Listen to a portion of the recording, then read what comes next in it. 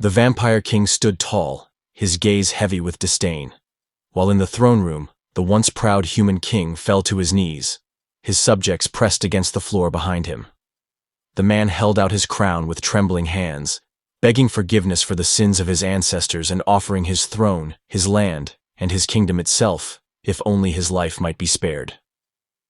For a moment it seemed as if the vampire might accept the crown, lowering his gaze to it in silence, but in the next instant his hand struck, and the king's head toppled to the ground as his people stared in horror. Blood dripping from his claws, he declared that humans shall live like livestock under the rule of vampires, and ordered the slaughter of everyone present. Thus began the glorious age of vampires. What followed spread far beyond the castle walls, for across the land humans were killed until only crows remained to feed on the corpses. At the edge of a cliff, the last desperate survivors were driven into a corner, vampire soldiers mocking them as they raised their swords in futility and telling them not to fear death since pain would be brief. Among the trembling knights, a young girl clutched 2 children to her chest and shouted that the arrogance of the vampires would not last, for she had seen a vision that one day a hero would come to deliver humanity. But the soldiers sneered that no tomorrow would ever come for her or the others, and they rushed forward as the knights cried out to protect the children. A blade swung down at one of the vampires, but the monster vanished in a blur and reappeared behind its target in an instant. The man gasped at the vampire's speed before the blade cut him clean in half, and when another charged with his sword raised, he too was severed instantly. A third froze in terror as the monster approached until a sword pierced his chest and his life drained away.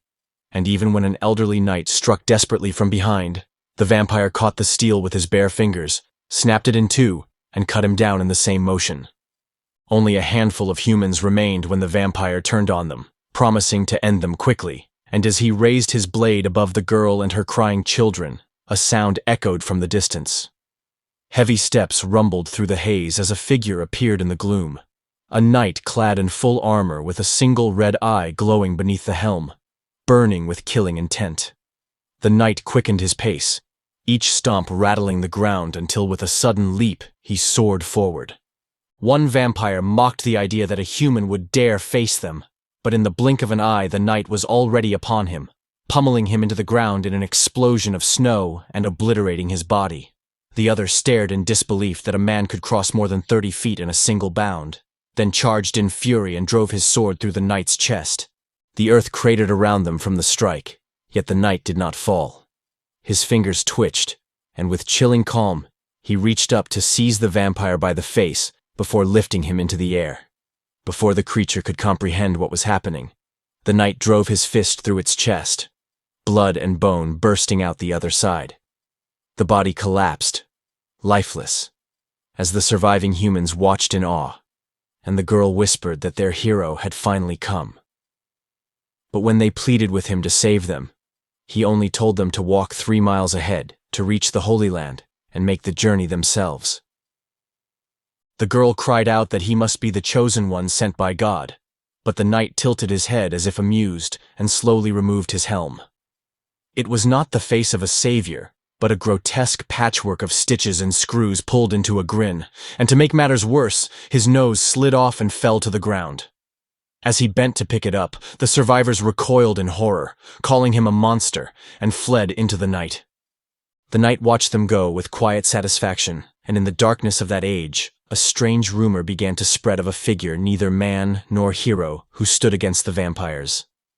They said he marched alone toward the looming tower of the enemy, his path lined with the corpses of humanity. They said he could not die. Thus began the legend of the Undying Knight. Some time ago, a group of scientists enters an abandoned coliseum, where they discover the corpse of a warrior who died on his feet, a man once known as Gunther, the greatest gladiator of his era, undefeated in 228 matches, and now chosen as the foundation for the best artificial body capable of surpassing even vampires. They examine the condition of the body and confirm that the decay is still within tolerable limits, and when one removes her mask, she is revealed to be a young woman who declares that in desperate times, heroes must live forever. In the next moment, Gunther appears standing atop a mountain of corpses as a voice congratulates him for surviving once again. But suddenly his eyes open and the scientists realize their experiment is a success. He insists he was certain he had already died. Yet the girl tells him he has been reborn to save humanity.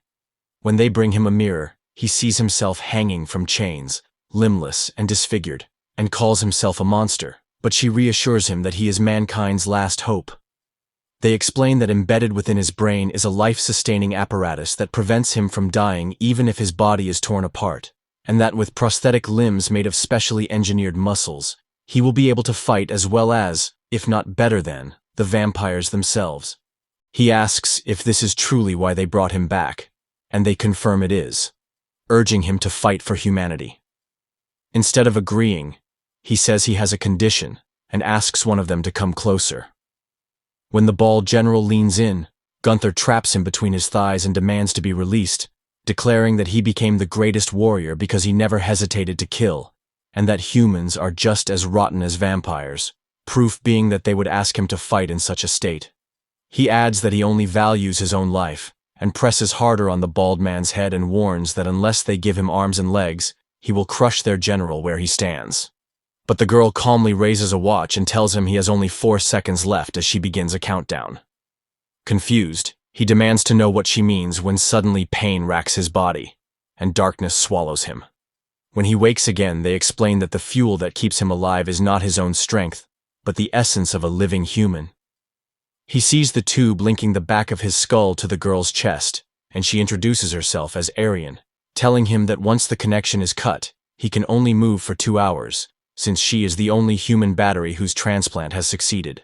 The bald general, whose name is Rainer, adds that without her his life will not last, and if he wants to survive, he will have to fight to protect her. Before Gunther can respond, intruders storm the facility. 2 vampires burst in, laughing about treasures and demanding beautiful women. Gunther immediately orders his limbs attached if they want to live. Rainer agrees, but tells his subordinates to buy them time. But the men panic, saying that they are not warriors and refuse to fight. Without hesitation, Aryan seizes a crossbow and charges forward, to the horror of Gunther. The vampires mock her for daring to oppose them, but she fires bolts anyway, cutting their words short. One vampire catches the arrow and snaps it in his hand before lunging with inhuman speed. She fires again and again, but the vampire is too fast, dodging all her arrows easily.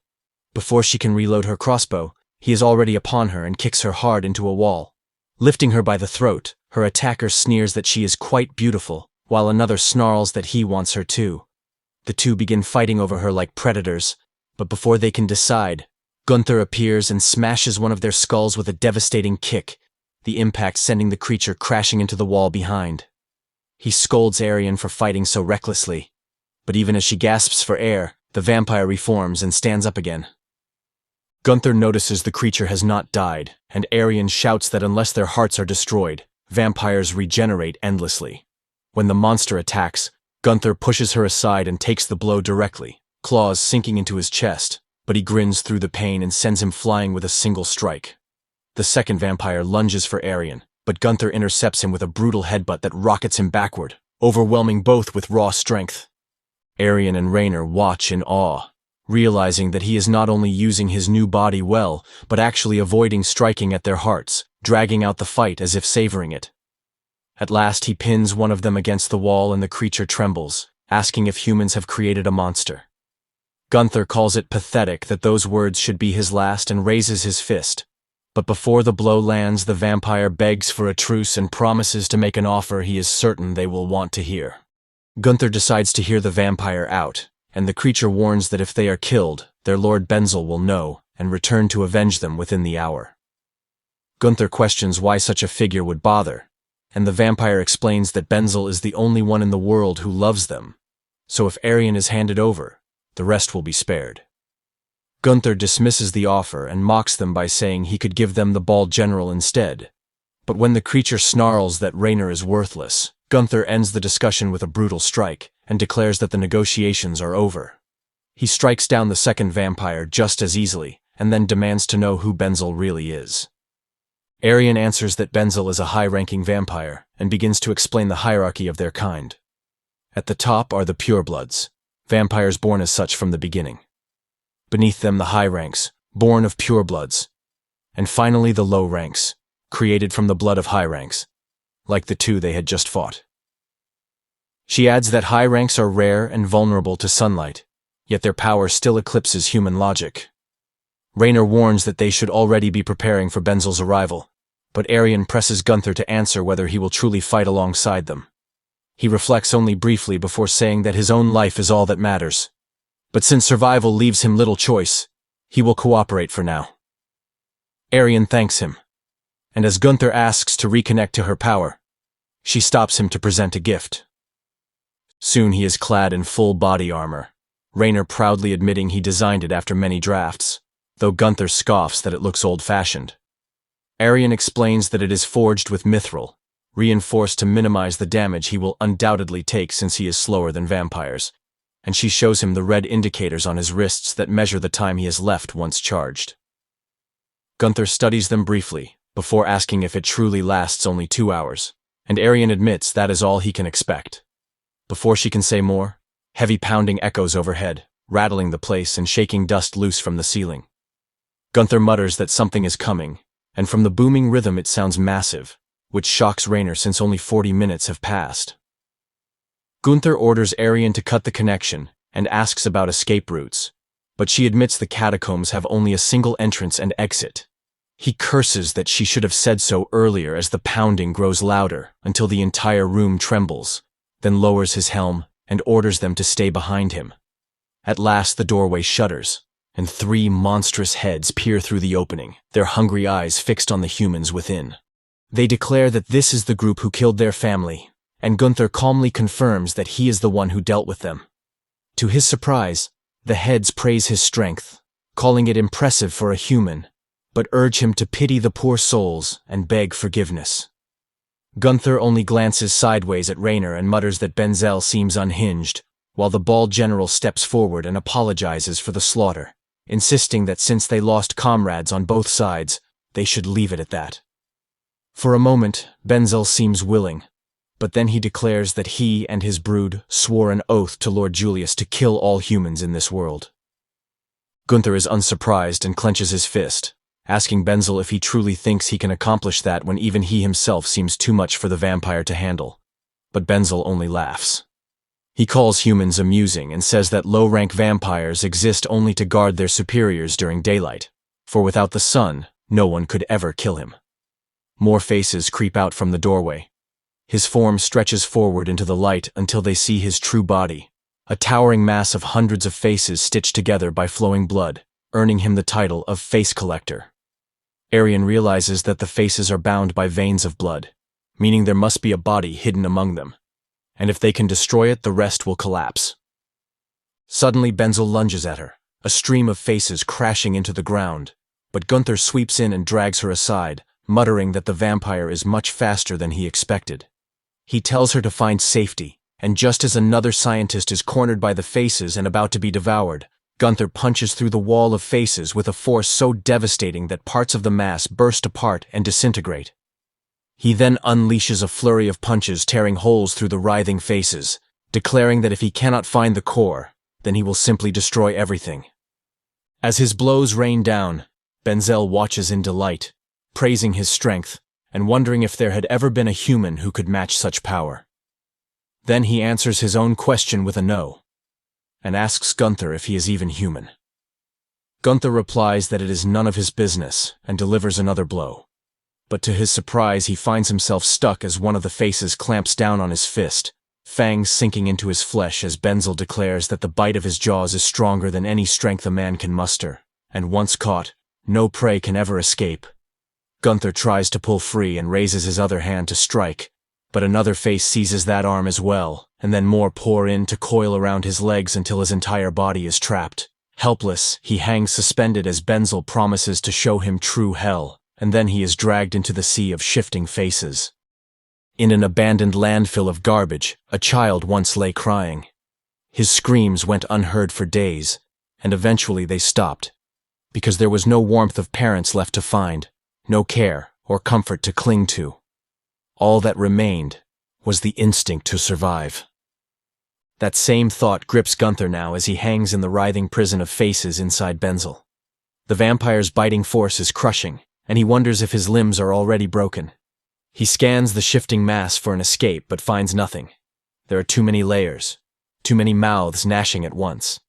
Then, from deep within, a voice rises in anger, cursing the vampires. A face emerges, then more, each shouting battle cries of defiance. Benzel strokes one of them almost tenderly and reveals its name. Albert Lauren, once a hero who saved hundreds, now just another piece of his collection. Gunther notices these faces are different, adorned with hair and mounted like trophies on pedestals, and Benzel boasts that they endure because of their beauty, their noble sacrifices frozen here until humanity's end. Gunther sneers that his own face will never join them, but Benzel laughs and calls him exceptional, stronger than any hero he has seen in years, and promises to add him to the gallery. Gunther retorts that it's his grotesque appearance that should disqualify him. When he dares Benzel to look for himself, a face tears away Gunther's helm. For the first time, Benzel falters, stunned by the monstrous features beneath. Gunther presses the moment, telling him to let him go. Surely such a face isn't worth keeping. But Benzel only chuckles, saying he could never release prey in such a state. Gunther smirks and answers that he thought so too, until Benzel just gave him hope. Because Benzel isn't the only one with teeth. He opens his jaws and bites down, tearing through the faces that hold him. Benzel reels in disbelief as Gunther devours his way free, snarling that no one has ever escaped before. But Gunther spits back that he is not no one, he is Gunther, and he rips apart face after face, biting and crushing until finally he tears free the last face clamped to his arm. He roars that he will do anything to survive. Outside, the scientists despair, wondering if this is the end, and Raynor curses Gunther for luring them here, for creating the Corpse Knight. But Aryan suddenly points upward. Faces are beginning to slough off and collapse. In the next instant, Gunther smashes his way out of the body in an eruption of gore. Raynor immediately backpedals, shouting that he always believed in him. But when Gunther crashes to the floor, they see he has lost both legs. Benzel surges, a flood of faces slamming down, and Gunther barely scrambles aside on his hands. He drags himself forward, crawling toward the group, and tells them the plan has changed as there was no chance of victory. With Aryan on his back, he growls the only strategy left: flee until the sun rises. Benzel lashes out again, sending a torrent of faces slamming into the ground as Gunther narrowly scrambles aside. Sliding across the floor, he hears Aryan shout that she has spare limbs and even modified weapons, but he growls that there's no time. He needs distance, as much as possible. He pushes himself forward, dragging his broken body while Benzel catches sight of Aryan's face, and immediately streams surge after them, voices chanting in unison for her beauty. The two dive behind a pillar, hearts pounding, and Aryan whispers that only 5 minutes remain until sunrise. Their plan is simple: run for the exit. Gunther peers out, sees the path ahead is momentarily clear, and decides they'll wait for the right chance to break through. But then a scream tears through the chamber. They turn to see Raynor and the scientists straining beneath a metal cage, a flood of faces crashing down upon them. The teeth bite into the bars, bending iron as the men are moments away from being devoured. Gunther mutters that they should use this sacrifice to escape quietly, telling Aryan that this is for the future of humanity. Yet she holds his gaze, her eyes burning, and then she steps out, waving and screaming that she's here. Benzel instantly diverts, sending another stream to engulf her. Gunther reacts in a blur, leaping forward to drag her away at the last second and snarling for her not to be reckless, but she shouts back that if they can save others they must give everything. He has no choice but to agree. They will push through. With a surge of strength, Gunther launches toward the exit. A wall of teeth erupts beneath them, snapping as the two barely vault over. He slams against the stairway corridor, clawing upward as the faces stream after them, screeching for Aryan to join their collection. The stairwell rattles, the exit above glowing faint with the promise of dawn. They are almost at the top when Benzel's jaws clamp down on Gunther's arm, dragging him back. With a roar, Gunther smashes his trapped arm with the other, tearing it off to break free, and continues hauling himself upward with what remains. He bursts into the corridor, dragging Aryan with him, sunlight spilling across his battered armor. For an instant, he cheers. They made it. But when he turns, Arian is gone. She is caught in the flood. The faces beam with ghastly joy, celebrating their prize even as her cries echo in despair, her body dragged back into the darkness. Gunther tumbles out into the open light of dawn, helpless to stop it, his voice breaking into a desperate cry as Benzel's faces vanish with her below. The sun rises, but for Gunther, the world has never felt darker. One of Benzel's faces lies on the ground at the cave entrance, shriveling in the morning light until it burns to ash. Inside, more faces peel away from his body, collapsing one by one. Lesser vampires rush to him in alarm, but Benzel waves them off, admitting that his family's revenge failed at the hands of a monstrous knight. When they offer to avenge him, he snarls that Gunther is not someone they can handle, and he cannot afford to lose more of his brood. If vengeance is to be taken, it must be by him alone. For now, he orders them to bring him new faces. Later, the vampires return with captives, 34 in total, 7 of them with features pleasing enough to add to his collection. Benzel praises their efforts, yet when his gaze falls on Arian, he admits he still prefers her above all. Turning to her trembling form, he whispers not to be afraid, for she will endure inside him until the end of mankind. Meanwhile, Gunther shouts at Rainer to hurry as the general struggles to attach his limbs. Rainer protests that he can't work under pressure, but Gunther glares at the dwindling time on his wrist, reminding him that half his window of movement has already passed.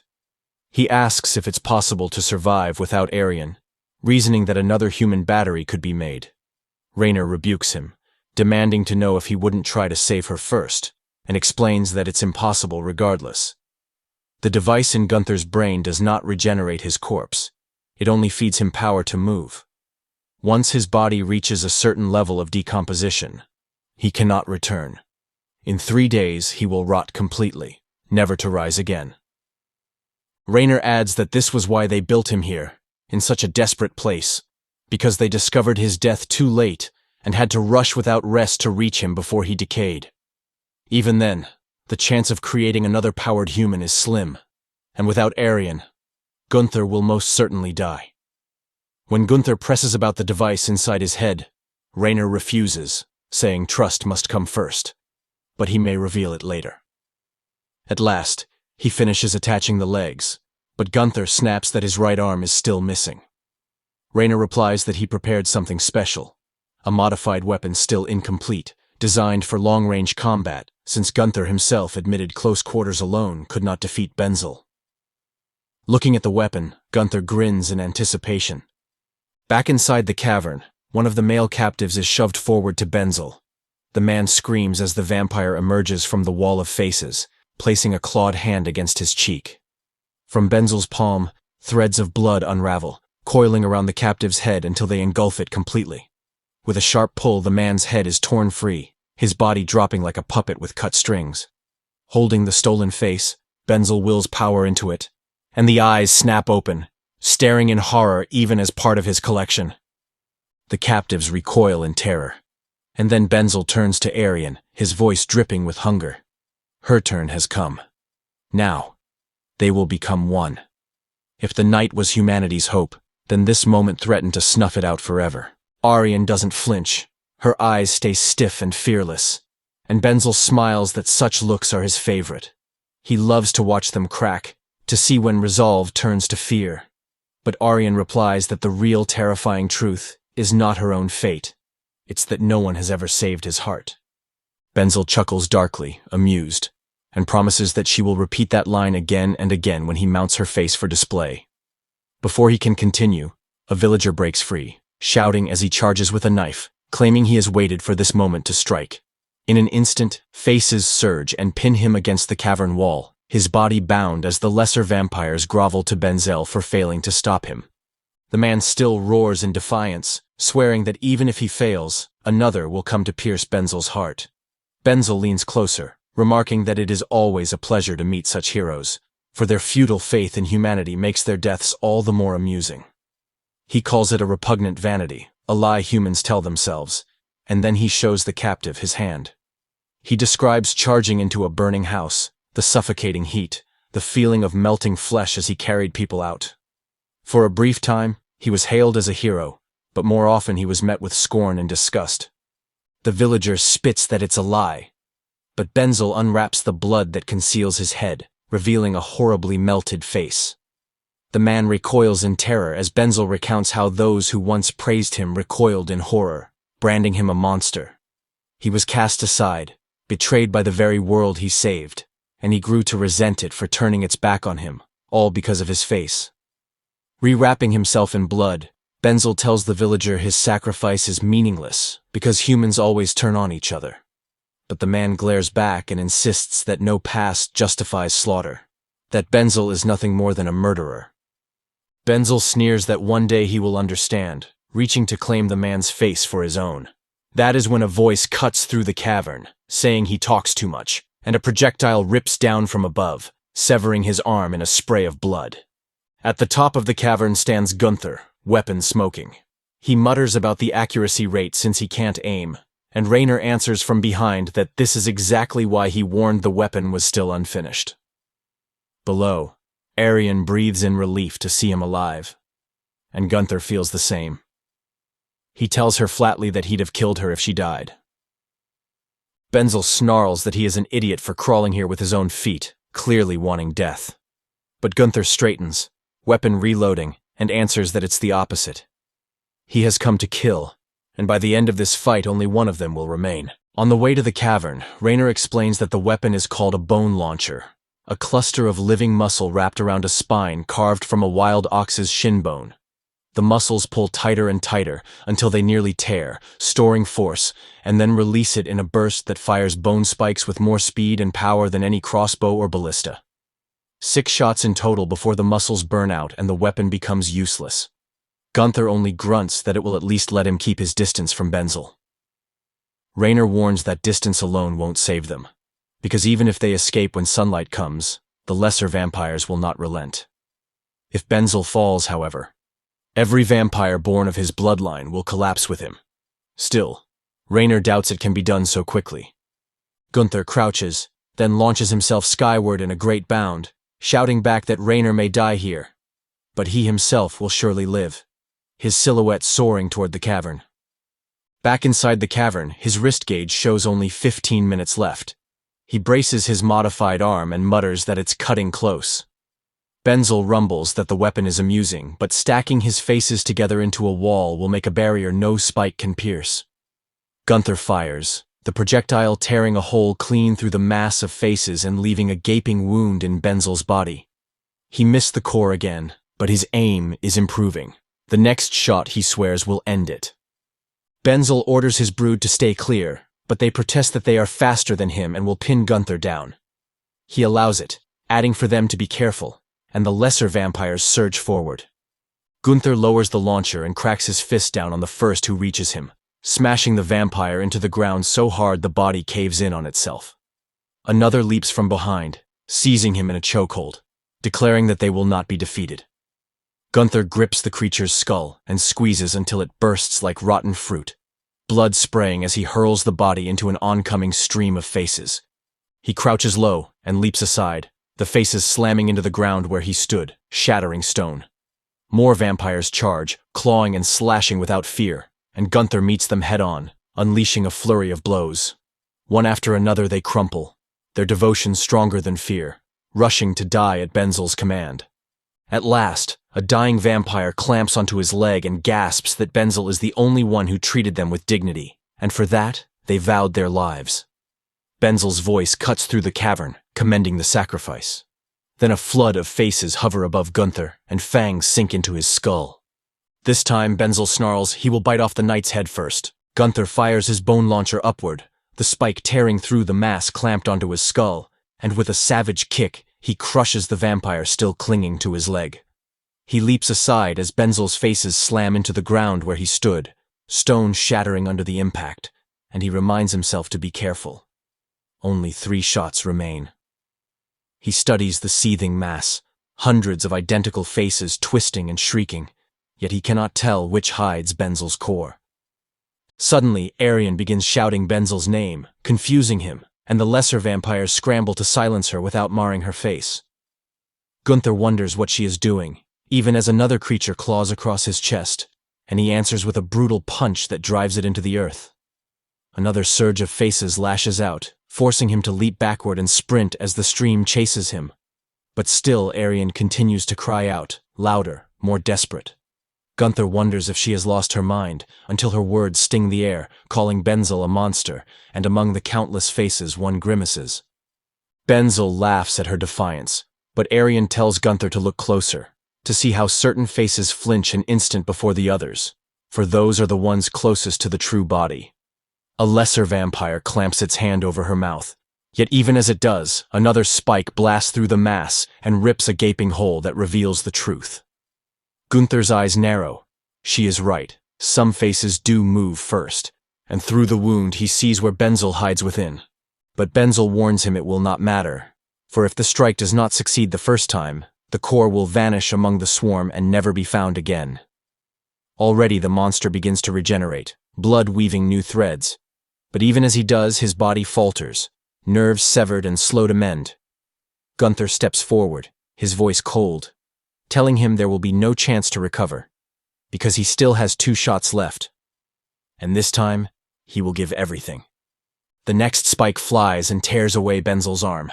The face collector reels, straining to repair the wound, but Gunther is already moving, sprinting hard as the vampires hurl themselves at him in a frenzy, piling one upon the other to shield their master. He does not stop, driving straight through their bodies, and when he unleashes his final spike, it pierces the wall of flesh and slams into Benzel's head, shattering it in a storm of blood and fragments. The monster collapses, his many faces writhing, and then begins to knit himself together again. Arian cries out that the shot failed, that his heart was not destroyed, and tells him there is no choice but to destroy the device in his skull. But Gunther bursts free of the mob, fists breaking bones, his wrist indicators glowing red and nearly empty, and declares that he has not failed. He still has 1 shot left. Arian stares, bewildered, as he slams a foot into the ground and rockets forward, body propelling like a cannon, his final strike locked on Benzel's regenerating head. For his last shot is not from the launcher at all. It is his own body, his fist. They would later say that this strike was remembered not as a victory, but as the moment the corpse knight began to taste the curse of his own immortality. Long ago, a horribly disfigured man weeps blood and wonders if his sacrifice was worth it. Branded a monster for his appearance, cast aside by those he tried to protect, he no longer knows what to believe in or what to do. In the depths of his despair, the vampire king Julius lays a hand upon his head.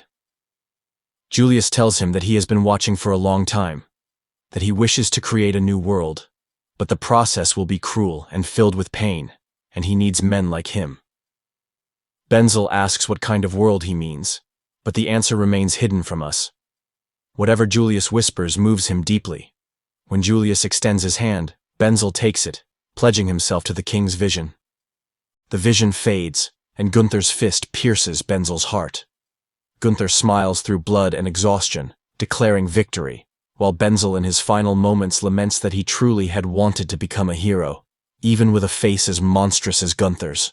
With that bitter envy lingering in his expression, his body dissolves into ash, and with him, every low-ranking vampire that carried his blood.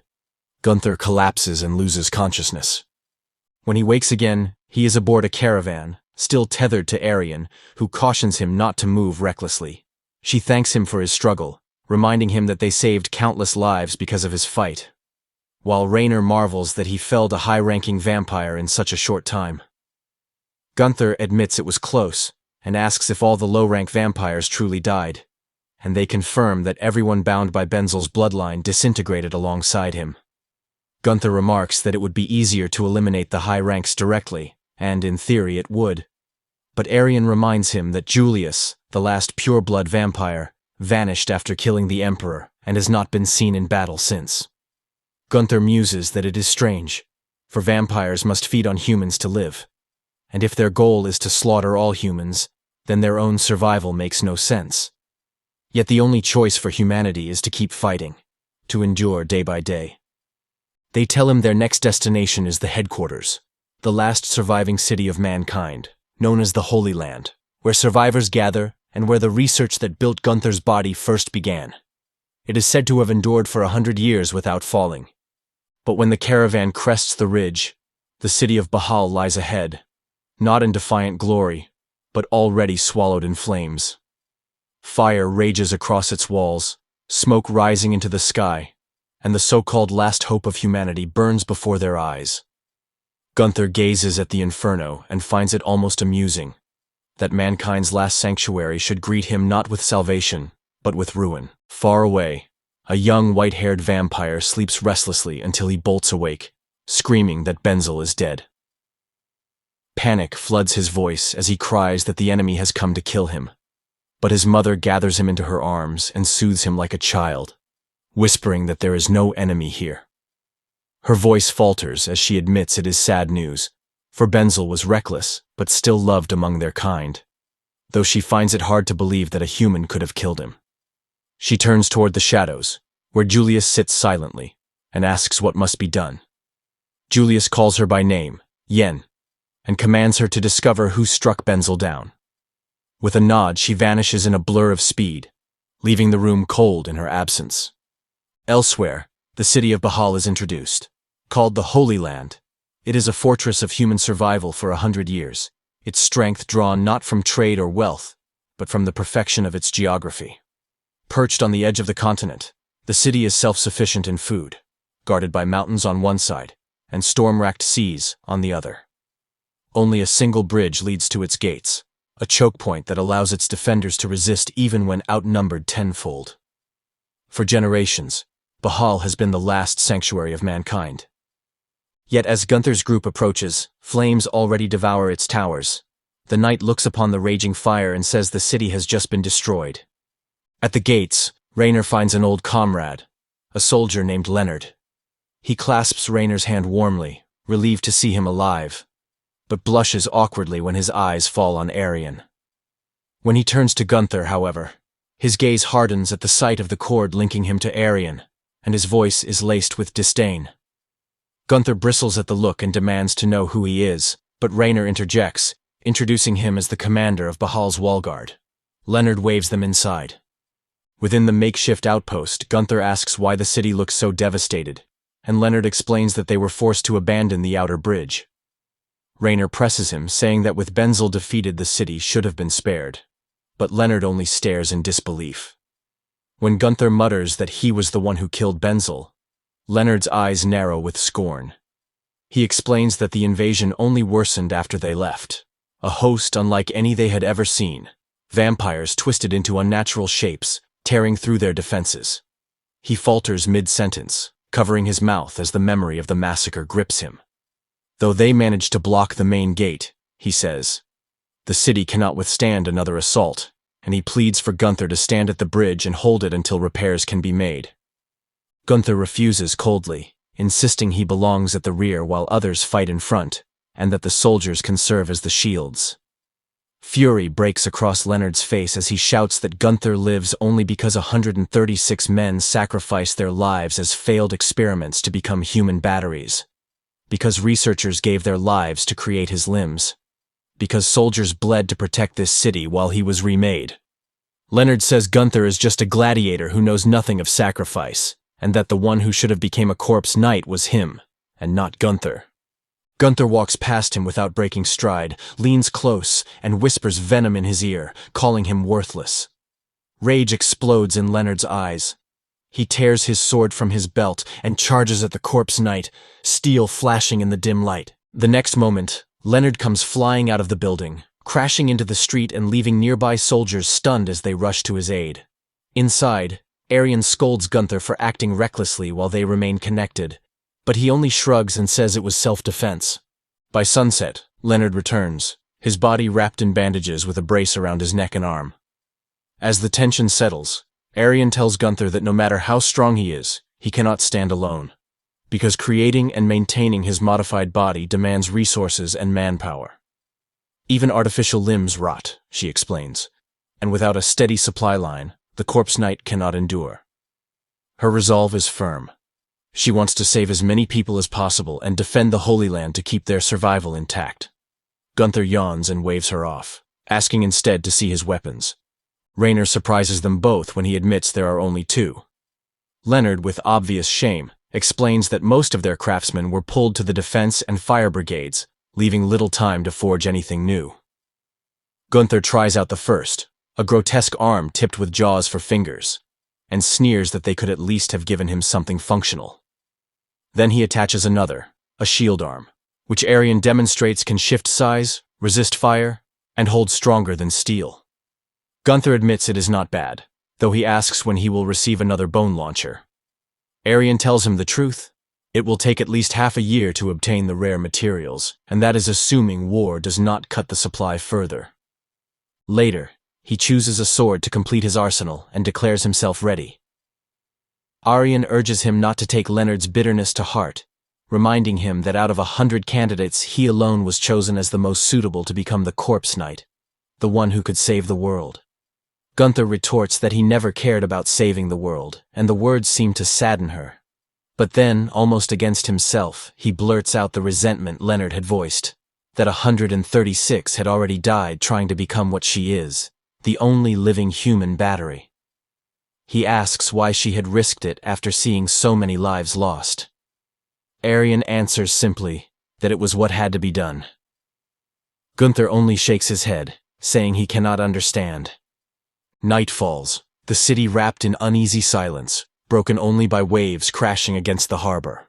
Gunther and Arian wait in their quarters until Leonard bursts through the door, eyes wide with alarm, announcing that the vampires have returned.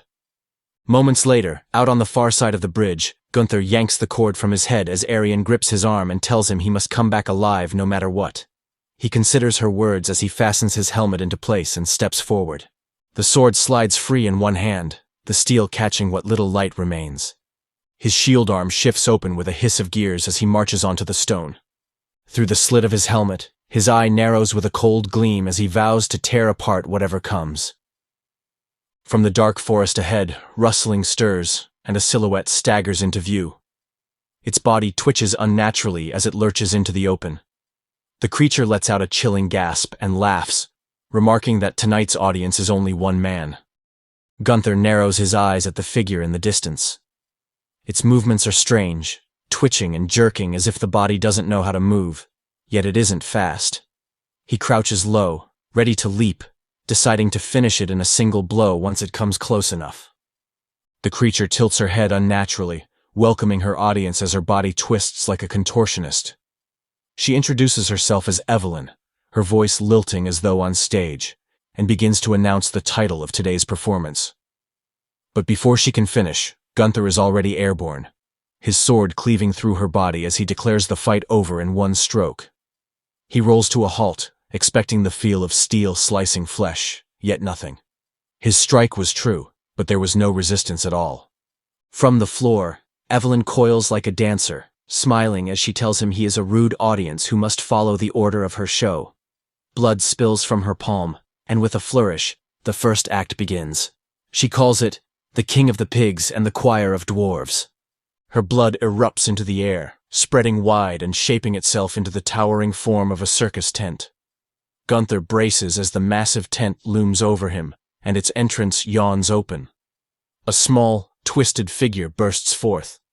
A vampire dwarf in a jester's mask, striking down with a cleaver sword. Gunther meets it with his shield, swatting it aside. But when he looks around, dozens more have appeared. An entire army of dwarves has encircled him, masks grinning, bodies leaping into the air as one. They descend all at once, shrieking, a hail of bodies crashing down to pummel him into the earth. Gunther swings wide with his sword, and several are torn in half before they can land. More leap forward, but he cuts them down mercilessly, wave after wave falling before his blade. Still more come, spilling from the tent, until he snarls that they are wasting his time.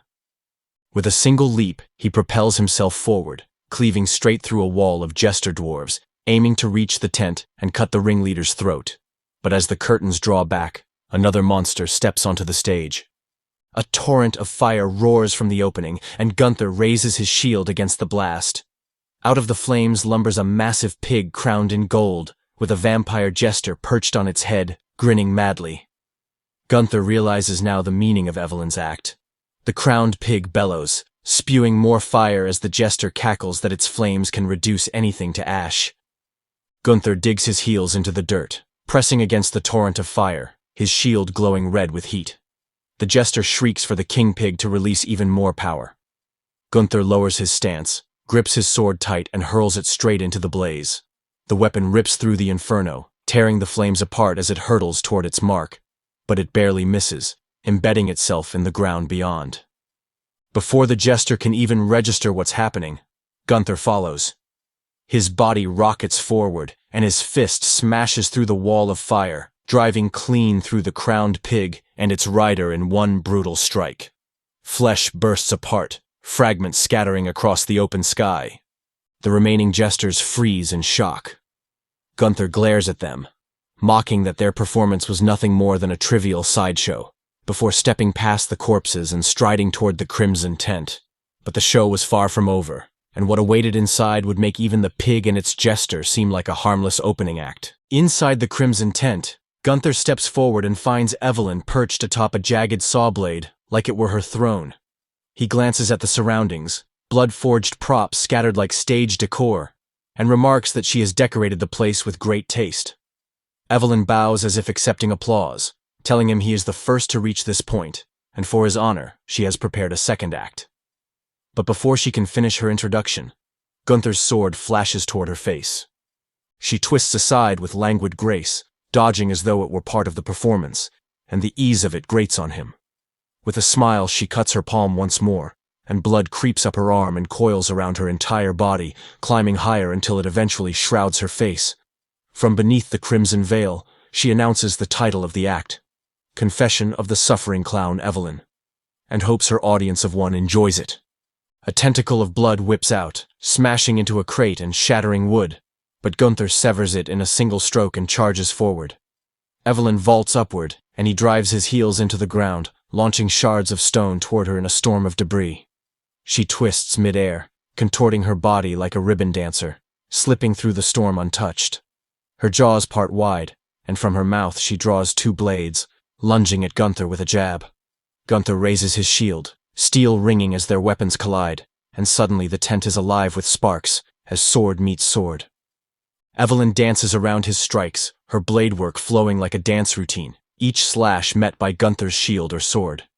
But every time he swings back, her body bends away as if liquid, his strikes carving only air. Frustration rises as he wonders how to land a telling blow. Then, with a sudden thrust, she slips past his guard. Her jab slams into him, the impact hurling him through the tent wall. He grinds to a halt across the stone, dust billowing in his wake, and before he can rise, Evelyn is already somersaulting after him. The collision shakes the bridge, stone cracking beneath the force.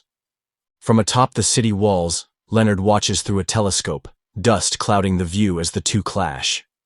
Raynor asks how Gunther fares, and Leonard grimly replies that he is being pushed back toward the bridge and that none of his blows seem to land. On the bridge, Gunther braces his shield as Evelyn lashes forward. He leaps above her swing and brings his sword crashing down, but she bends aside once again, evading with ease. He snarls that she is as slippery as a loach, but Evelyn only grins and answers with another driving jab. On the walls, the defenders debate frantically. Leonard curses that the siege weapons were all destroyed in the last battle, leaving only bows. Arian warns them not to intervene recklessly, for Gunther's modified muscles are too dense and heavy. If he is knocked into the sea, he will never surface. Even as she speaks, Evelyn drives Gunther back until his spine crashes against the stone railing, the impact shattering it and sending fragments tumbling into the sea below. In the next instant, her blade flashes down and shears away his shield arm. Before he can recover, the second sword thrusts forward, piercing into his chest and hurling him past the broken edge. The corpse knight topples into the abyss, plunging toward the dark waves that rage beneath the bridge. Gunther plunges toward the sea, but a few feet above the crashing waves he wrenches his blade into the stone pillar of the bridge, steel carving a jagged line downward until he grinds to a halt. Hanging above the raging current, he thinks grimly that anyone would drown in water this violent. A glance at his wrist indicator shows barely 30 minutes remain. Above him, Evelyn peers over the edge, her eyes gleaming, and with a shriek she dives toward him, blades flashing. Sometime later, the fight rages back on top of the bridge. Evelyn grins confidently as Gunther braces himself, realizing she is much stronger than Benzel, and wonders how much longer until Rainer and Aryan do something. A voice suddenly shouts from the city wall, calling for him to retreat. He breaks away and sprints for the gates, soldiers pointing the way as they slam the doors shut behind him. Inside, Gunther demands to know the plan. Aryan explains that their strategy is to hold out until dawn, charging him as often as possible since he is the only one who can match a high-rank vampire. There are 5 hours until sunrise, but his limit is 2. She connects the cord into the socket at the back of his head as the group begins reattaching his severed arm, and she warns him of their greatest weakness, that refueling takes far longer than he expects. He asks how long, and she tells him it requires 20 minutes to restore 2 hours of movement, and he must remain in a stable state, unable to recharge while fighting or fleeing. For now, the others will protect them. Gunther asks if that's even possible, but Aryan only looks at him gravely. At the door, Leonard peers in for a moment, then shuts it and orders the men outside to prepare. He tells them they must endure for 20 minutes no matter what.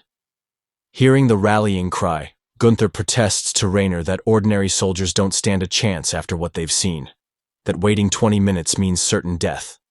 But Rainer tells him they all know, and they've chosen to fight anyway. Outside, soldiers form ranks with pikes and shields. Leonard tells them that if they don't burn here, then no one will ever light the darkness. The gate shudders, then bursts open. Agonizing screams echo through the night as blood begins to pool beneath the door. Aryan and Rainer grit their teeth as Gunther silently contemplates. Beyond the gate, Evelyn carves through the soldiers. Leonard blocks her strike with his shield, but falls to the ground, pinned as her blade bears down on him with crushing force. His shield creaks, moments from splitting, until Gunther smashes through the stone wall beside them. His prosthetic arm clamps onto her wrist with jagged metal jaws, and he snarls that she never expected a man to come through the wall itself. Leonard shouts to know what he's doing when he still needs time to recharge. The group is stunned when they hear Gunther declare that there will be a new stage for Act 3. He hurls Evelyn with him through the opposite wall, bursting out above the cliff's edge, and as the two tumble toward the black waters below, he growls that this time, she won't be able to escape. A thunderous splash swallows them both as they crash into the sea, their armored bodies sinking like anchors into the abyss. Gunther hammers his fists into Evelyn's body, a grim smile spreading as it's the first time his blows have landed clean. The weight of the water presses on them both, and he thinks that here, at last, she won't be able to twist away. He digs his fingers into her back, aiming to crush her heart, and her mouth opens in a muffled scream that bubbles through the black water. But she coils around him like a serpent, blades flashing in the gloom. Steel drives through his shoulder and tears away his arm, and she grins through the crimson cloud. He answers in kind, his jaw arm clamping down and ripping one of her limbs clean off. The two spiral deeper and deeper, mutilating one another with every strike, their grimaces twisted in mirrored agony. At last they slam into the ocean floor with a force that erupts the seabed, a storm of mud and sand exploding outward, engulfing everything. Evelyn bursts free first, kicking for the surface, but Gunther latches onto her mid-rise. His bite sinks into her flesh, his teeth tearing through until her heart lies exposed and throbbing in the water. His resolve hardens. He will endure. He will survive past her. And so he lunges again, jaws opening wide. Her sword arcs down toward him in the same instant. And then, the world goes black. From the darkness comes the voice of an elderly woman, telling him she remembers. She recalls the boy who once lay dying in a garbage dump, where no one ever went, who still managed to cry out with his last breath. She remembers how she wondered why a child, discarded and left to rot, still begged to live. And now, looking at the man who stands bloodied atop the corpses of gladiators, she knows the answer. His reason for living was revenge. To live, in defiance of those who birthed him and the world that abandoned him, was itself the ultimate revenge. She tells him he has the strength and the right to keep going. He hears her words, and he acknowledges. She urges him to prepare for his next fight, to prove his will. A shout cuts through the void. His name. Gunther's eyes snap open, A soldier is standing over him on the rocky shore, calling to Ariane and Rainer. They rush over as the man explains it was a miracle. His severed head drifted free of the heavy body, letting the tide carry it to safety. Ariane cradles him in her arms, relief flooding her face at his survival. Leonard steps forward, grim-faced, and orders them to move him quickly. The battle is not yet over. They saved him once again, but every resurrection carved the truth deeper. His body was a weapon, his life no longer his own. Gunther stirs back to consciousness as the charge runs through him, his head twitching with the urge to speak. But Ariane steadies him in her arms and explains he cannot talk without a torso, urging him to wait. Frustration surges through him, his eyes burning with impatience. But she only tells him to stop wriggling until the rest of his body is finished. And when at last the final pieces are fastened back into place, he flexes his new frame and mutters that the weight nearly drove him mad. He is certain Evelyn was finished, so he demands to know which vampire they are going after next. Leonard's face hardens as he says they believe she still lives. Gunther snaps that it's impossible. He remembers his jaws closing on her heart. But Leonard explains he tracked the footprints of a woman walking out of the sea and followed them to a boarded carriage hidden nearby. They tried to confirm it, but even in daylight, they were too weak to face her. Gunther growls again that they must have seen wrong because he knows what he bit. Still, Leonard insists they need to be sure and urges him to check before it is too late. Not long after, they stand before the carriage. The wood is warped and weathered, its windows boarded tight, its wheels sunken into the dirt. Gunther mutters that it reeks of vampires, yet grinds his teeth repeating that he had pierced her heart. Fresh prints scatter the mud around it, proof of recent movement, and though the daylight is on his side, he notes uneasily that no lesser vampires stand watch.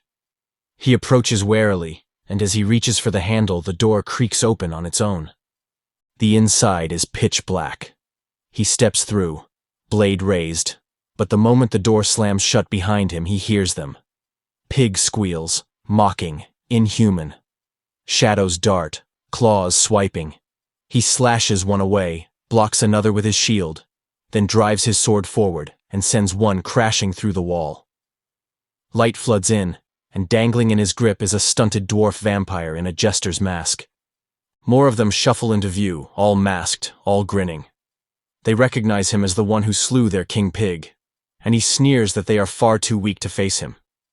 They whisper that they are failures, born broken, unfit for battle. Yet they say, the promise of vampires is absolute, and their performance must continue until the end. Gunther hurls one aside and snarls that they dare speak of performances after killing humans without hesitation. But one jester bows and offers to guide him, claiming the time has come for the final act. He follows, pig-like grunts echoing all around from the shadows, until he finally growls for them to shut up. The dwarf only replies that they were raised as pigs, molded by their owner's wishes, treated as livestock to become obedient products. A curtain is pulled back, and there she is. Evelyn, resting languidly on her bed, eyes calm, her beauty framed like the unveiling of a star performer. Their eyes lock, and Gunther notes how strangely unhostile she seems. She greets him politely, voice soft, almost welcoming. Gunther asks how she still lives when he bit into her heart. Evelyn explains with a smile that he had torn into it, yes, but not destroyed it. As long as a piece remains, a vampire does not die. Though with her heart fractured, her command over blood is broken. Gunther thanks her for the answer, his expression darkening as his blade rises. If she cannot use her blood, then she is nothing but a crippled bird in the sunlight. His aura flares, murderous and unyielding, as he steps forward and prepares to strike her down. Outside, Leonard waits with 2 soldiers, telling them they will enter in 10 minutes if there is no word. One of the men breaks the silence and asks if those vampires were once human. He explains that he once heard a story, that in the city, children of tramps and orphans began to vanish, one after another. When people searched for them, they discovered a strange facility in a massive basement with no sunlight, filled with steel frames and tools for breaking bones. Inside were little skeletons, bludgeoned and twisted, stacked like a mountain. It had been a place for manufacturing products. Bizarre human bodies reshaped for profit. The smaller and more deformed they were, the more valuable they became, sold to the highest bidder. The soldier goes on, saying that rich merchants and traders bought them as grotesque ornaments, flaunting them the way they would fine clothes or jewels, because rarity alone made them desirable. Some of the survivors, he heard, were sold to circuses. He admits he once thought it an exaggerated tale, but now, seeing these vampires, he wonders if they were really the victims of that trade, and whether the people of the Holy Land, the ones they were sworn to protect, were truly worth protecting. Leonard and the other soldiers say nothing, staring at him in silence. Inside the carriage, Evelyn twists and dodges Gunther's attacks, her movements strange and theatrical as blood-red tears stream down her face. Between each strike, she recounts her own story, how she had been suffocated, her bones carved and crushed, her body broken again and again until the pain became endless. Even when she begged for death, her captors ignored her pleas. One day, without warning, her owner set her free. Bewildered, she asked why he had tormented her so much, only to cast her aside so easily, and he answered with indifference. The fad was over. Now, facing Gunther, blood streaking her cheeks, she whispers her final question. What is the trend now? Gunther pauses, then answers that the only trend left is to survive to the end, and that is a man's story. Evelyn laments that survival itself is a cruel and lonely performance. Closing her eyes, she ceases resisting as Gunther raises his sword.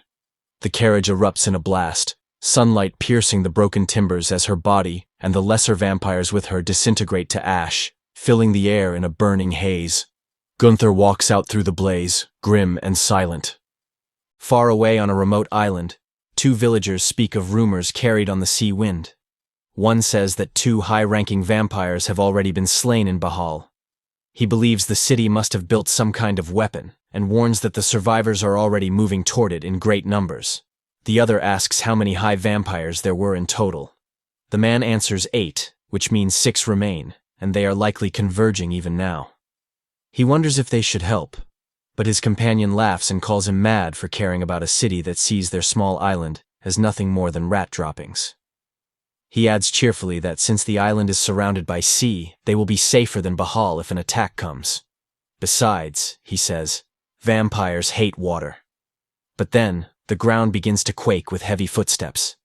They turn, and in the shadow of the tree line, a towering figure looms, its eyes glowing red in the dark.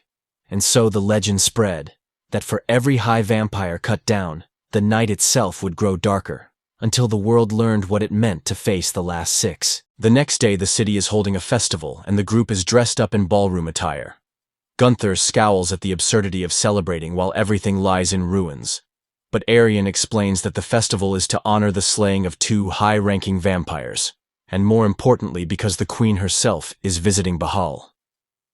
Raynor warns him not to speak out of turn in front of royalty. Not long after, a gilded carriage rolls through the gates. The Queen's butler orders the crowd to kneel, announcing the arrival of Olivia Hound, sole heir of the royal line. Everyone bows, everyone except Gunther, who only stares blankly as she steps forward. The Queen covers her nose with a gloved hand and mutters about the stench and filth, her butler bowing and promising to re-educate the offenders. Gunther mutters that such talk is insane in the middle of a battlefield, only to be elbowed into silence by Raynor. Olivia approaches, eyeing Gunther with thinly veiled disdain. She calls him the Corpse Knight, but mistakenly refers to him as Engel until a servant whispers his true name. Studying his face, she declares him ugly, a disgraceful sight because of his modified body. Yet she still claims she risked herself by coming to praise his achievement in slaying 2 high-ranked vampires. Her butler claps dutifully, basking in her words. Finding the city filthy inside and out, she insists they continue the discussion in private chambers. There she casually remarks again on the dirtiness of the place, though dismisses it as tolerable since she is generous in wartime. Again calling him by a wrong name, she asks what reward he desires. Gunther corrects her. But before he can answer, Arian speaks, requesting greater manpower and resources to continue the project. She explains that despite doubts, the Corpse Knight plan has already proven itself in battle, and if the Queen lends her full support, humanity might seize a turning point. The queen cuts her off coldly. She says she hadn't asked Arian, and while she recognizes her efforts, resources must be divided among many projects. As the last of her line, Olivia says she cannot gamble everything on one barbaric experiment. For now, the meager support already given will have to suffice. Raynor quietly explains to Gunther that the queen never expected the corpse knight to succeed, so she poured her resources into other weapons instead. Arian presses further, asking at least that the sacrifices of the human batteries be recognized. But Olivia scoffs, saying she ordered the research to be kept secret for a reason. To acknowledge it would be to stain the honor of the royal family. She announces instead that Gunther will be rewarded with a title, count, and land, extending her hand for him to kiss in acceptance. Gunther stares at her outstretched arm, his patience snapping. He curses that he cannot stand it, that they lecture him on honor while dragging him before a madwoman who dares call herself queen. Humanity must already be doomed, he spits. Olivia's eyes flare with rage, calling him a filthy little wretch and ordering him to be silent. The moment is broken as Leonard bursts in, dragging an injured villager. Gasping for breath, they warn of a great danger, that a massive creature is headed towards Bahal. Later that night, Raynor scolds Gunther for his insolence toward the queen, but Gunther only mutters that he owes her no respect. Outside, the survivor explains again how his island city was destroyed in a single day by a monster that leveled everything with only a few punches. Raynor lifts a telescope to the horizon, and his face drains of color. Far beyond the mountains, a colossal silhouette looms. With every step it carves craters into the earth, the night mist swirling around its titanic frame. The Titan is coming. For even among the vampires, there were monsters that walked like gods. The giant feet keep marching closer, each step crushing the earth beneath. From the city walls, Gunther stares out, muttering whether the very meaning of vampire has changed. Because how could that colossal thing be one? Arian answers grimly that for vampires, blood is not just life, but power and will. And for those of high rank with a will strong enough, they can create anything from it. She says the name of that monster is Miranda, the Steel Titan, who once crushed the walls of a capital simply by walking over them, whose body is steel itself, impervious to any weapon. Countless fortresses have already fallen before him, and though records and studies were made to uncover his weakness, Arian admits the harsh truth. Miranda has none. The group rides out on horseback, chasing the trail before he reaches Bahal, for if he arrives, the city will be destroyed. Arian insists they cannot strike blindly, not until they know where his heart is hidden, or what specialty he commands. She has studied him longer than anyone, and knows that when dawn comes he hides away, reshaping himself to survive the sun. And that moment will be Gunther's only chance to kill him. Raynor adds that by the maps, the Titan should halt by dusk in a nearby ruined village, one filled with abandoned houses. If they don't find him there, by tomorrow he will already be inside the city. When they reach the village, a single enormous footprint gouged deep into the dirt confirms the Titan's path, but the trail abruptly ends. Leonard orders a search. 120 houses must be turned inside out before nightfall. Yet their numbers are thin, most of the city's soldiers wasted on building weapons for the queen. Gunther scoffs at her priorities, and though Leonard curses, he rallies what troops he has to spread in groups of 5, and begin. All across the ruins, doors splinter open, barrels overturned, shadows dragged out of corners. Gunther storms through one house after another, muttering that for someone called a Titan, he should still be massive even in disguise. So he smashes open wardrobes and wide chambers instead of cellars. In one house, his fist tears through a wardrobe and reveals a hidden stair descending into darkness. Time drags on, dusk drawing close, but still no sign of Miranda. Arian mutters that he must be hiding in a way they cannot even imagine. Gunther snarls in frustration, kicking apart another empty barrel. 10 houses searched and not a trace, when a flicker of motion catches his eye. A shadow slips past, fast and deliberate. He bolts after it, shouting for it to stop, boots hammering the floor as it leads him down a wide corridor. At the end, the figure halts. Slowly it turns, fangs bared in the half-light. And if this was not Miranda, then worse still. It meant the Steel Titan could be anywhere, somewhere far away, beneath the silver wash of moonlight. Julius sits calmly with a goblet in hand. The Vampire King savors his drink as a shadow beast kneels beside him and whispers news of an undying knight. Julius's lips curl as he deduces the knight must have been forged in Bahal. The creature notes that Bahal was the last city Julius chose to leave standing, and Julius replies that it was where everything began, and so it should be where everything ends. He says the time has come. The creature bows, promising to relay his orders to Miranda, and Julius adds only one command: bring him the undying knight. Back in the ruined village, the ground quakes with a deafening explosion. Rainer rushes toward the sound, thinking Gunther must have found the vampire, but instead finds him trudging back with the corpse of a massive bear slung across his shoulders. Gunther grunts and asks if even a beast like this could become a vampire, but Rainer shakes his head. Impossible. The sun sinks low, less than an hour left until dusk. Gunther questions whether Miranda is even here at all. They don't know what he looks like. They don't know his specialty. And if he is truly so dangerous, why wasn't there more preparation? Arian answers flatly that they never had the men or the resources. Leonard, growing desperate, suggests they burn every house in the village, but Arian warns that the fire could spread through the forest and trap them all.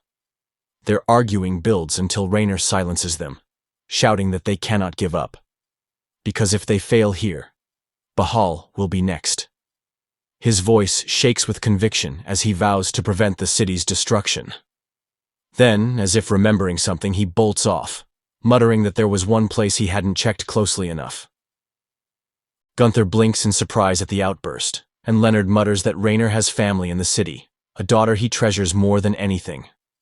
With that, Leonard also turns away to search again, calling back that they must not give up, that there is still time. Night creeps over the village. Rainer pushes open the door of a small house, muttering curses under his breath. He has searched everywhere.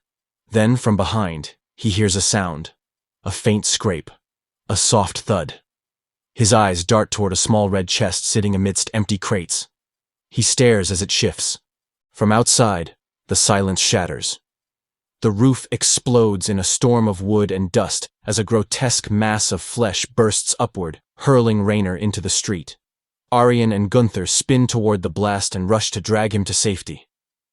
As the swelling body of the vampire rises higher and higher, Gunther snarls that he knew it would come to this, that they're utterly screwed. Rainer wheezes out that he had found the vampire, that he could have ended it right there. But when he lifted the lid and raised his knife, what he saw inside was only a small child. Gunther's head snaps upward.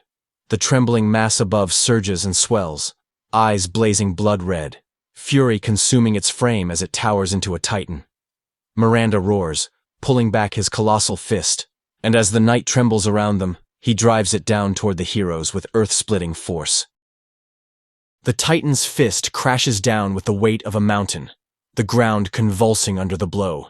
Gunther seizes the others and hurls them back just in time to avoid being flattened. He demands to know if they have any way left to fight, but Rainer only shakes his head and apologizes, admitting he faltered when it came to killing Miranda. Gunther snarls and tosses him aside in disgust. When he looks back up, the knight realizes the giant isn't even focused on them. The titan ignores their presence completely and lumbers forward, his gaze fixed only on Bahal. Arian breathes that it must be his primary objective. If the city falls, then all is over. They have no choice but to stop him here. The village erupts in chaos. Soldiers scatter as a massive foot descends, crushing men, houses, and stone alike beneath its tread. Miranda's colossal frame casts the entire village in shadow as he strides on, every step bringing him closer to Bahal. Gunther bounds across a rooftop, hefting a broken stone pillar in both arms. With a roar, he spins and hurls it like a spear at the titan's arm, but the massive limb does not even flinch. The pillar shatters to dust. He leaps next, driving his fist into Miranda's leg with every ounce of force. The blow detonates outward in a shockwave, but the steel hide remains pristine. Snarling, he grips tight and unleashes a barrage of punches, blow after blow, his knuckles splitting and bones shattering under the resistance. The Titan does not bleed. At last, Miranda takes notice. One enormous hand sweeps down to swat the knight like an insect. Gunther scrambles up the giant's leg as the hand crashes after him, every strike quaking the air. He scrambles to find a weakness, but a second hand closes in from the opposite side, ready to crush him between both palms. He leaps skyward, escaping by a hair, but his grip falters and he slides back down the smooth surface. Miranda catches him between two fingers, dangling him upside down as if plucking a bug. Gunther locks eyes with the monster's glowing gaze, and for an instant, he thinks he's found it. The one weakness, exposed eyes shimmering with bloodlust. But before he can act, the Titan's other hand curls, thumb pressing back, and with a flick that carries the force of a hurricane, Gunther's body is shattered and launched across the horizon like a rag doll. From the city walls, Queen Olivia watches the Titan advancing, his stride unbroken, his feet now carrying him into the ocean as if it were nothing. She sneers that no vampire is truly invincible, and declares they don't even need that disgusting corpse knight. Turning to her butler, she asks if their preparation is complete. He bows. Yes, everything is ready. She looks up at her weapon. Rising above the city is a monstrous construct, an array of ballistas fused into a single enormous engine, each string drawn taut with enough force to tear through castles. Hundreds of giant arrows gleam in the torchlight, their weight backed by the firepower of an army. To her, it is beautiful, a testament to royal ingenuity, the crown jewel of human civilization, proof that she alone will stand as empress and savior. Raising her hand, she proclaims herself the true heroine of mankind. Her arm cuts downward, and at once, a storm of iron bolts launches into the night, streaking toward the Titan in a hail of destruction. And in that moment, humanity's pride clashed head-on with the will of the steel Titan. Sometime earlier, the group trails Miranda's path until they find what's left behind. Twisted armor, scraps of flesh, and broken stones scattered in a crater. Raynor kneels, trembling as he picks up a fragment of Gunther's armor. His voice cracks, asking if this is truly all that remains of their efforts to save mankind. Tears well in his eyes as he admits his hesitation cost them everything, and he whispers an apology to Gunther. Arian lowers her head, grief pressing heavy, until a wet thud lands behind her. She spins, startled, and freezes. It's Gunther. What's left of him, his torso and head mangled but still alive. His lone eye burns as he snarls at them that he hasn't died yet. They rush to him at once.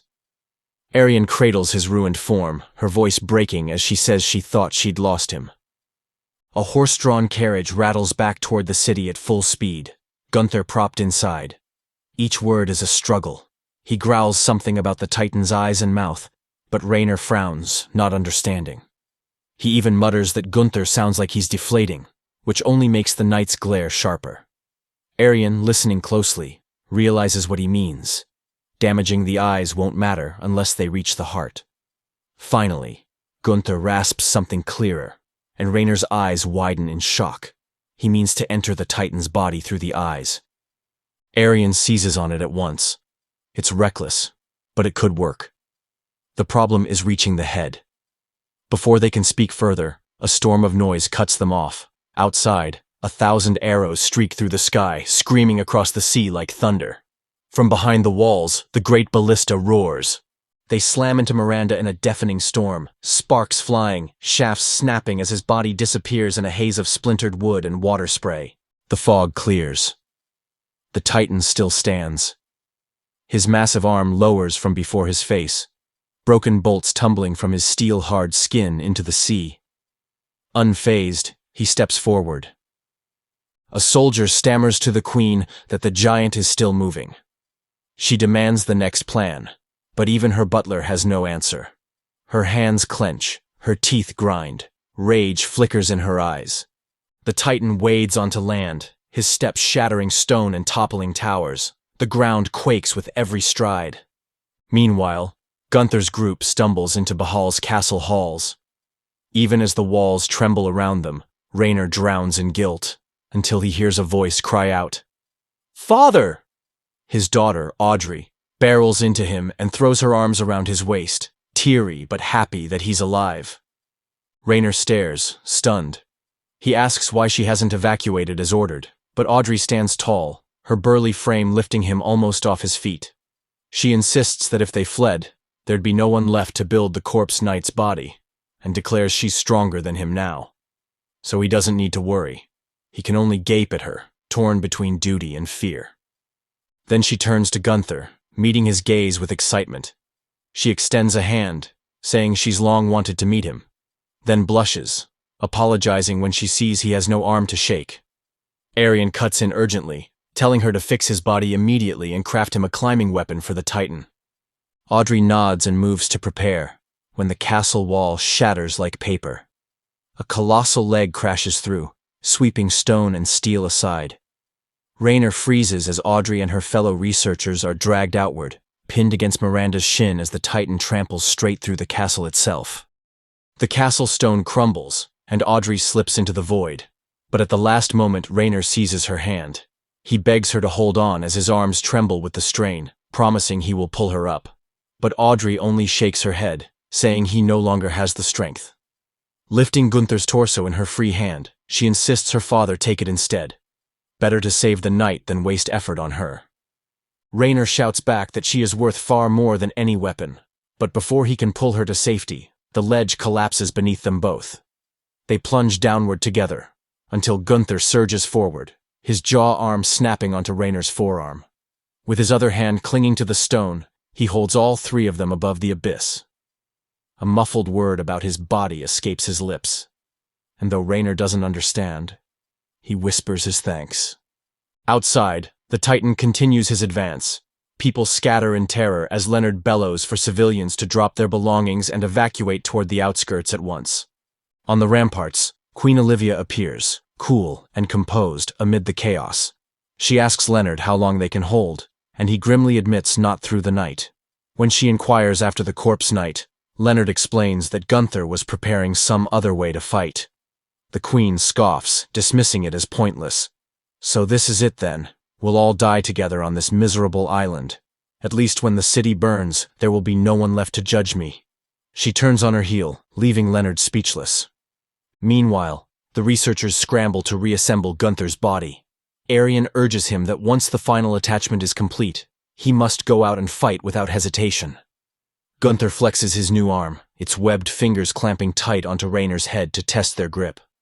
Arian explains it's modeled after a lizard's foot, made for climbing sheer surfaces. Raynor thanks him again for saving them, but Gunther replies coldly that he only did it to save his own body. Raynor studies him and says it's just as he expected. Gunther thinks only of himself. Yet he asks, almost softly, if there was ever a time when he found happiness with someone else. Gunther's expression darkens. With who? He scoffs. The parents who threw their newborn into the trash? The gladiators who tried to kill me for fame? Or the spectators who placed bets on which one would slit my throat first? His voice hardens into a growl. Don't make me laugh. He stands, back turned. All his life, they wanted him to die. Yet still he lived. He declares that nothing is more valuable than that, and he'll prove to all of them that the one who survives to the very end will be him. Raynor lowers his gaze, murmuring that such a life is nothing but survival. But before more can be said, a researcher calls out that the attachments are complete. Gunther moves toward the door. Arian calls his name, her voice breaking the heavy silence. She tells him softly that she wants to see him again tomorrow. He glances back only long enough to mutter that the thought is amusing. Outside, he steps onto the empty streets, a lone figure framed by firelight, striding head-on toward the Titan. Ahead, the steel Titan Miranda towers over the city, his shadow swallowing the walls. And so, the last stand begins. From the outskirts, helpless citizens watch as their doom approaches, the Titan's colossal frame blotting out the horizon. Miranda lowers his gaze.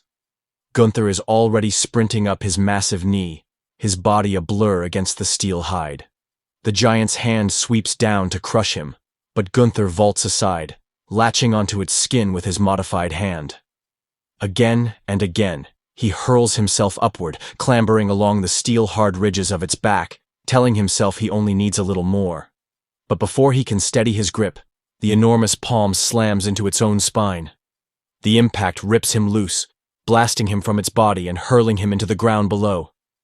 Gunther crawls out from under the rubble, one arm hanging shattered, determined to try again. He leaps for the nearby tower and charges up the stone face, bolting along the top, only for Miranda's hand to smash the tower flat. Stone rains down as Gunther launches from the collapsing debris, kicking off falling blocks to propel forward until his webbed hand clamps onto Miranda's hide once more. He climbs again, each desperate lunge answered by another crushing fist that hurls him tumbling across the Titan's body, barely keeping ahead of the blows. At last, he rockets skyward, but the Titan's punch finds him mid-flight, hammering him straight into the buildings below. The city splits under the impact, but as Miranda lifts his fist, Gunther is still there, dangling stubbornly from the giant's knuckles. From there, he glimpses a vast cavity beneath the fractured ground, an underground space hidden below the city. The thought flickers for only an instant before Miranda whips his hand outward, flinging him back into the dirt with brutal force. The Titan's fist descends again, splitting the earth with every strike. Raynor and Arian watch from afar as stone and smoke burst skyward. Arian trembles, fearing the knight has been crushed. Through the storm, one of his feet is torn away. But Gunther steadies himself, eyes burning with focus. The pounding continues, shaking the walls of Bahal. One of his modified arms tears free under the relentless blows. Yet when the Titan stares down at him, Gunther roars back in defiance. Blow after blow crashes down, yet somehow he claws his way back up the giant's body. At last he clings beneath the nape of Miranda's neck. One opening, that's all he needs. If only he could force the Titan's gaze aside for even a heartbeat. As Miranda raises a hand to snatch him, movement flickers on the city wall. A lone girl catches the monster's eye. The Titan turns, and Gunther seizes the moment. He kicks off with everything left in him, rocketing high into the night sky. For an instant he soars above the Colossus, then tucks into a dive, fist outstretched, plummeting straight toward Miranda's skull. But beneath the steel hide of the Titan, there was once a will and a past, and that past was not yet done with him. A small cloth doll lies face down on the floor, lifted by trembling hands. A boy clutches it to his chest, weeping that he could do nothing as the monster beat his little brother, because the creature was too strong, too big, too terrifying. In his mind, the monster loomed like a colossus. Then, Julius kneels beside him, draping an arm over his thin shoulders. He whispers that in the new world they will create, there will be no more monsters. The boy turns to him, and for the first time, hope flickers in his eyes. Back in the present, Miranda's enormous gaze falls upon the city wall. A girl stands before her little brother, arms spread wide to shield him as the Titan fills their vision. The Titan's hand begins to shift. Then above them, a shape drops from the sky like a falling star. Gunther plummets downward, fist aimed at the Colossus. Miranda's hands lash upward to catch him, but the strike lands too fast, and the corpse knight drives straight into the Titan's eye. In an instant, its steel-hard body shudders and begins to crumble away, fragment by fragment, until all that remains is a mountain of ash carried off by the wind. The people watch in astonishment. Out of the drifting haze in the night sky, a broken figure staggers forward. Gunther, dismembered and leaning on a stick, limps through the city streets. The citizens recoil, whispering if he is a monster himself. As Gunther walks on, a girl's voice calls out to him. It's the same child from the wall. She asks gently if it was him, the one who brought down the Titan. Gunther only mutters, "So what?" and turns to leave. The girl cries after him, thanking him with all her strength, saying she and her brother live because of him. Gunther pauses, but all he gives in return is a dismissive grunt before walking on. At the castle, Audrey greets him with wide eyes, marveling that even without an arm or leg, he managed to soar and strike down the Titan, so surely he was born to be a warrior. She adds that if he were handsome, perhaps they'd already be building a statue in his honor. Arian appears, resting a hand on his shoulder, quietly telling him she's relieved to see him again. Gunther retorts that she doesn't look relieved at all, and when she tries to force a smile, the attempt is so terrifying that he looks away, unsettled. The queen arrives then, flanked by a knight in full armor. She speaks coldly. Though the Titan is gone, the damage was severe. She boasts that thanks to her orders, most citizens survived, but admits all siege weapons and their manufacturing lines were destroyed. And now, someone must be held accountable. Turning to Raynor, she declares she knows he hesitated in the crucial moment, and for that fatal mistake, he will face execution. Audrey throws herself forward, crying that her father has never killed anyone in his life, that he is simply too kind.